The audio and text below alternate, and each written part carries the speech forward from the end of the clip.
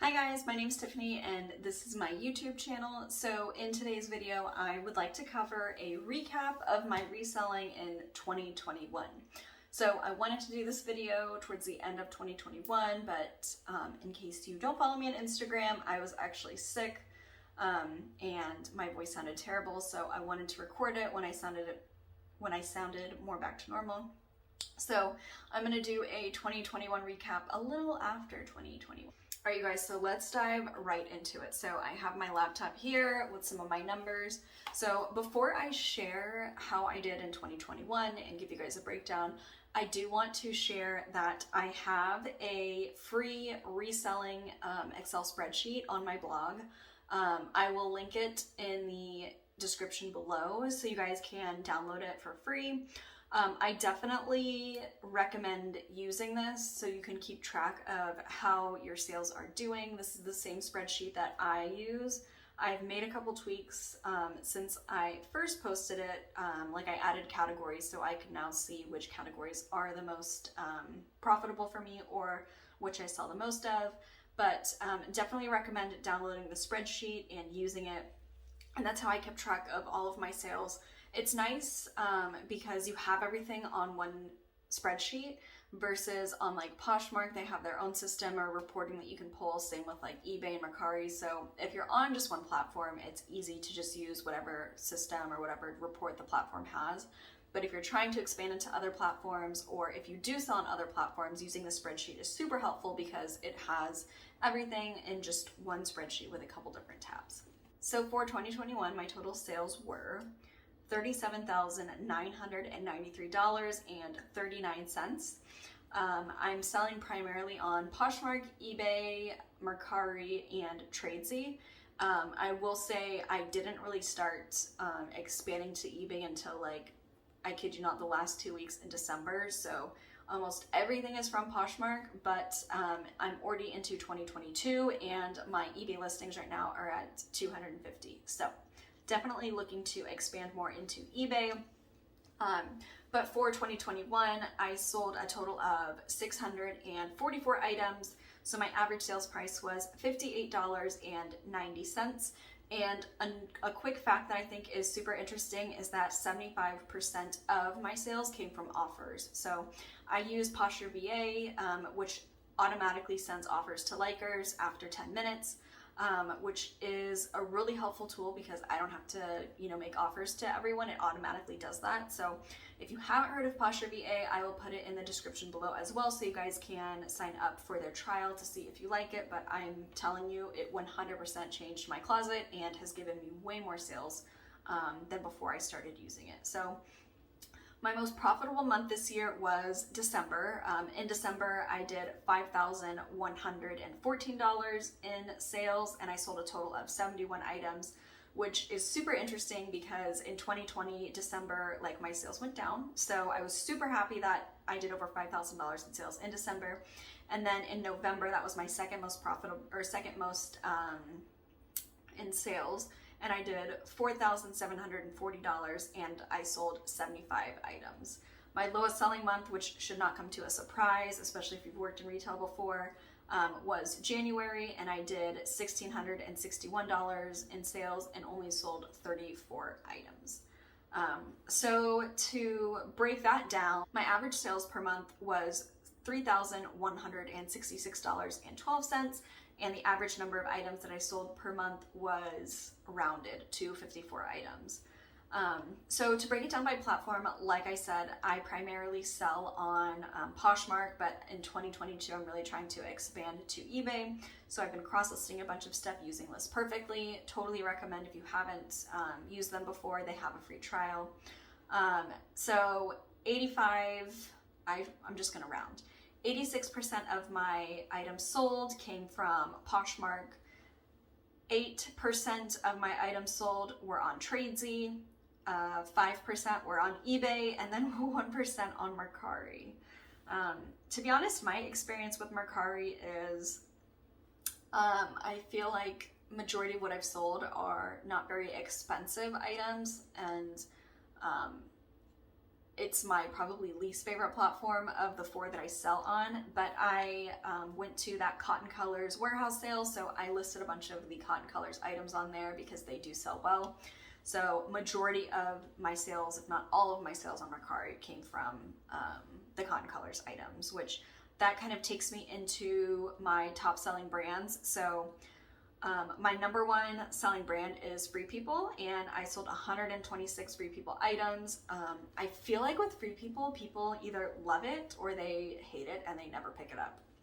Unless it's like something like super, I don't know, like an expensive coat or something. But I personally love to wear Free People, and I sell a lot of Free People, so it did not surprise me that Free People was my highest selling brand. And then the next one was Anthropologie, and Anthropologie brands like Maeve, and I sold 35 Anthropologie items.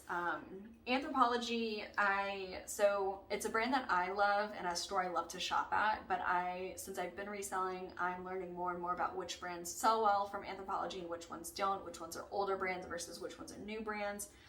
They also have a lot of in-house brands, and they started to put like by Anthropologie on them. So if it's a newer style, it'll usually say by Anthropologie versus an older style that might just have, off the top of my head, I can't think of an in-house brand that they have. Maeve, for example. It would usually just say Maeve, but I think now they're starting to put by Anthropologie on their labels. And then the next brand is Cotton Colors. Like I said, I went to the Cotton Colors warehouse sale in October, and I got over 250 items. So far I've sold 30 items. Majority of those are from that trip. So that's my 3rd selling brand. And like I said, a lot of those are selling on Mercari as well as eBay. So my top selling categories are number 1, dresses. And I'm not sure if that's because I personally love dresses, so every time I'm going sourcing, the first section I look at is dresses. And in my opinion, I think people are willing to pay more for a dress because you don't need 2 pieces. You don't need a top and a bottom. You just need the dress itself. If you wanted to wear a jacket or something, you could, but it's not like jeans where, you know, you have to have a top or a skirt or a top where you have to have something that goes with the other piece of the outfit. So I think people are more willing to pay up for dresses, and you also usually wear dresses to more formal events. So dresses, not surprised that that's my number 1 selling category. Number 2 is tops, which was kind of surprising for me just because when I'm sourcing, the tops is usually like the last place that I look. So I'm not sure why tops, but it could be from like liquidation, or I think towards the beginning of the year I was still sourcing for things like tops, but then as I've been reselling for a longer amount of time, I'm realizing that tops I would say of a lot of categories are probably towards the end in terms of average sales price. So since I'm trying to focus on working smarter, not harder, and selling more higher end or expensive items, I'm not really sourcing for tops a ton. And usually when I do find them, I'll take them to consignment or buy, sell, trade to trade in to get better inventory. So the last category, number 3, is pants and jumpsuits, which I think pants, or jeans I should say, people are willing to pay up because you can wear jeans year round, you can wear them and dress them up, dress them down. And then jumpsuits, similar to a dress, where it's just 1 piece and you don't have to wear a top and bottom. So that doesn't surprise me. From the places I sourced items, I sourced 228 of the items that I've sold from liquidation, and I think a lot of that came from my palette that I purchased. And then I purchased a couple boxes from Jomar throughout the year, so I think a lot of it came from that as well, like the Show Me Your Moo dresses. So not surprised with that for liquidation. Next up was the thrift store. So I sourced 146 items from the thrift store.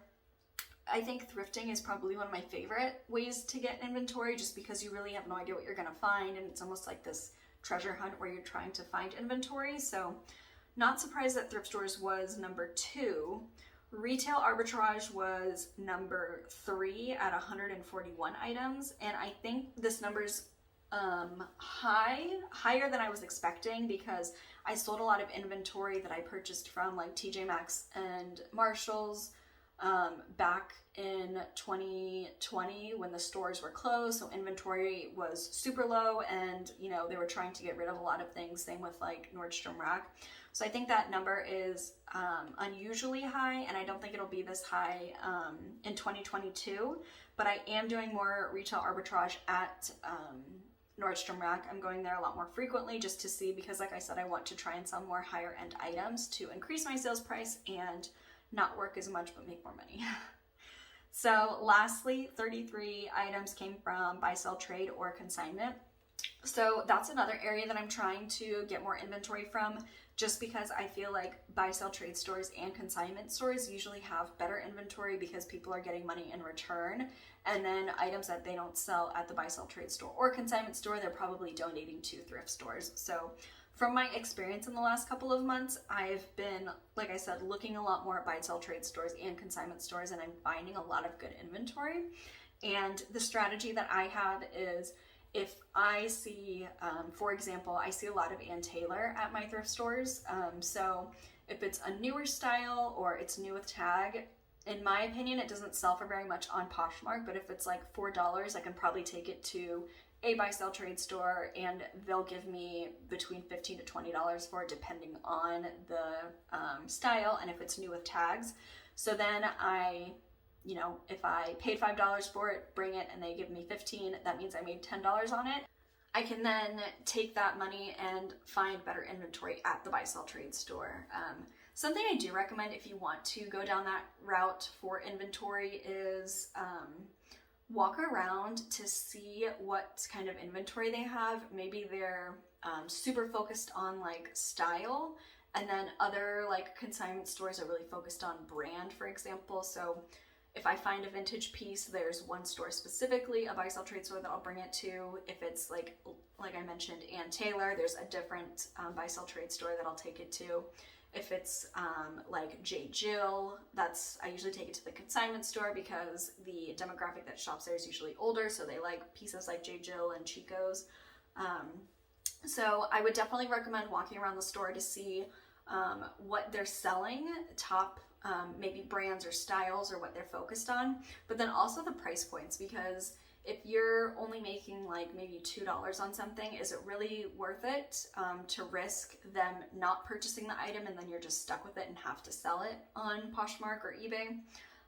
So I definitely recommend doing your research, and my stores are really good at telling me what they're looking for, whether it's a specific brand, style. You know, instead of, obviously in the wintertime, people are looking for like sweaters and stuff. Well, what kind of sweaters specifically? Is it solid colored sweaters, cashmere sweaters? So that way when I'm sourcing, if I do find something that would be a good fit, I can bring it in. So that's pretty much what I wanted to share with you guys, a recap of my reselling in 2021. Like I said, some things that I'm working on for 2022 are definitely to expand to eBay and sell more stuff on eBay. I would like to source more higher end items from places like buy, sell, trade stores and consignment stores. That way I can increase my average sales price and hopefully increase the profit I make on each item. But if you guys have any questions or want to see more content and videos, please leave me a comment and let me know so I can create more content that you guys want to see.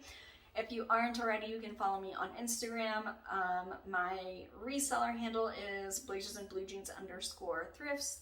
I also have an Instagram handle that focuses on reseller bolos. So I post different bolos and different labels on there, and you can follow that Instagram. And then again, if you guys haven't checked out my free reseller spreadsheet, I would definitely recommend checking that out and taking advantage of it, especially going into the new year if you're trying to expand into new platforms or you're trying to just be more organized. I will leave the link in the description, as well as PostReview if you haven't heard of it or used it before, and a link to List Perfectly, which I've been using to cross-list my stuff from Poshmark to eBay. I am in the process of creating another video where I'm going to share my sales from 2021 that were over $100 or over. So keep an eye out for that video. I should be posting it in the next couple of weeks as well. So if you've made it this far, thank you so much for watching, and I will see you guys in the next video. Bye!